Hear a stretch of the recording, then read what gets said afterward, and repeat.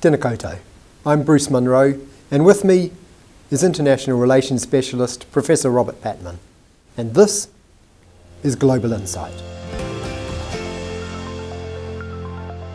Olympic athlete Kristina Semenovskaya has made headlines by claiming that she was being forced against her will to return to her home country, Belarus.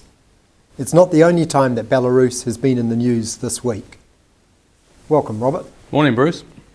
Semenovskaya has been offered asylum by Poland. Yeah. Why does she feel that she's in danger in her own country?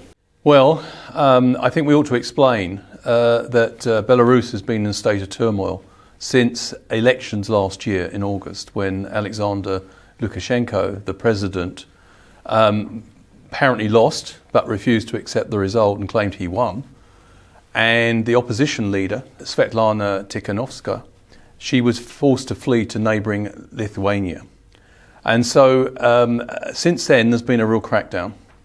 And a number of athletes have spoken out against the repression in Belarus. More than 120 have been detained, not just since the election but before the election, in speaking out about the very repressive rule in Belarus. And so, in a sense, I think Semenovskaya, when she found out she had been ordered back to Minsk by her head coach, I think alarm bells sounded for her. What led to this? Well, she refused. She was told at a very late stage that she'd been entered for a 400-metre relay race, which she hadn't prepared for. And she was not prepared to accept that at such short notice. And anyway, she was told that when she refused, she was driven to the airport by her coaches. But at the airport, she sought police protection from Japan and refused to board the plane, which was earmarked for her to go back to Belarus. And we now know, as you indicated in your opening remarks, that this athlete has been given diplomatic protection by the Polish embassy. So she's certainly seeking asylum now in a country other than her own. What's Poland's motive in making this offer of asylum? We don't know that her eventual destination will be Poland, but Poland, Lithuania and Ukraine have been havens for those people fleeing persecution in Belarus. And so I suppose Poland has acted in that spirit. It's got a large number of citizens from Belarus who are critics of the Lukashenko regime. And we should be quite clear on this. The regime in Belarus is heavily supported by Mr. Putin. And there's been a number of incidents, by the way, that have raised temperature. There was in May of this year, there was the hijacking of a plane, a commercial flight between Athens and Lithuania. There was a dissident on that plane and a journalist, and there was a bomb scare and the plane was brought down in Minsk. And we know now that the bomb scare was not legitimate, and the journalist in question, he was arrested. And so that caused a lot of anguish and anger in the EU that a repressive leader, Mr. Lukashenko, had actually plotted. And in Moscow, some commentators in Moscow were very supportive. They thought it was a brilliant strategy. They had fabricated a bomb scare to intervene a flight between Athens and Lithuania, and in doing so, they had captured a thorn in their side, a dissident journalist. So it's against that backdrop, I think, that we ought to view this incident at the Olympics. Also this week, a Belarusian activist has been found dead in Ukraine. Yeah. Is there anything more to say about, what is going on in Belarus? Well, what's happened, I think, is that we're talking about a regime that's been in power for 27 years and shows no signs of wanting to go, and will use absolute power to remain in power. Just like Mr. Putin, you know, these are probably the last two dictatorships in Europe at the moment, the Putin regime in Russia and also Lukashenko's regime in Belarus.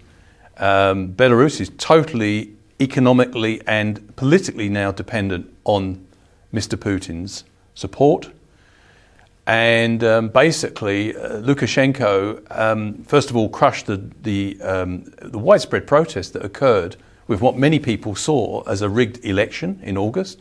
But in addition, he's now reaching out to neighbouring countries which have accepted, if you like, critics of the regime, countries like Ukraine. The incident you're referring to, Vitaly Shichov, and he was a major critic of the regime. He also facilitated and helped people leave Belarus. And that, of course, was, I suppose, made him a bit of a target. He disappeared Monday morning. He went for a run, apparently, and did not return. And he was found hung, unfortunately for him, in a park.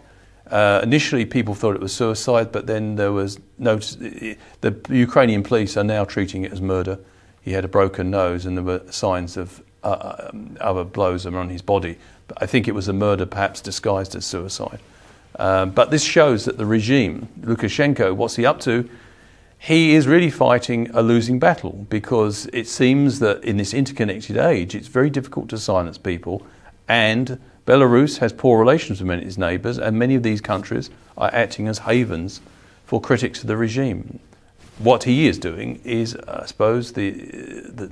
Lukashenko is indicating that anyone is critical of the regime can be reached. I think that's the message the regime is trying to send. Is what's happening in Belarus a symptom of something larger? Yes.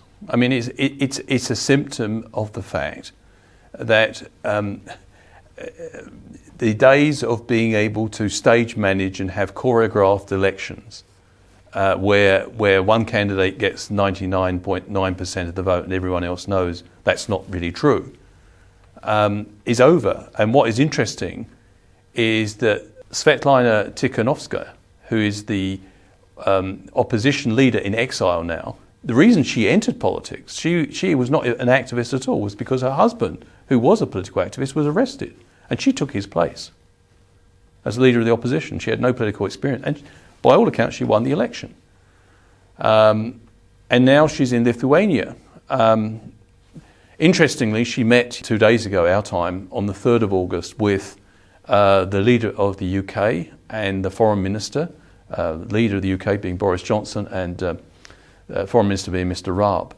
And they expressed full solidarity with the opposition to the dictatorship in Belarus. But it's ironic because both Mr. Raab and Mr. Johnson, their ruling Conservative Party, have received something like in excess of £200,000 from wealthy Russians, many of whom made their fortune under Mr. Putin, and indeed supporters of Mr. Putin, located in Britain. So on the one hand, Britain, the ruling Conservative Party, is accepting money from known supporters of Mr. Putin, but on the other hand also expressing solidarity with people who are basically the victims of Putin's allies, such as Lukashenko.